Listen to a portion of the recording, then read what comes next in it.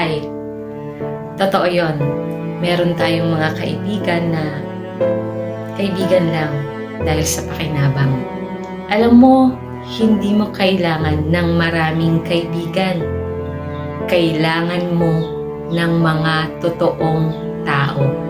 Dahil ang kaibigang nabibili ng salapi ay nawawala rin kapag ang bulsa mo ay butas na at wala ng silbi.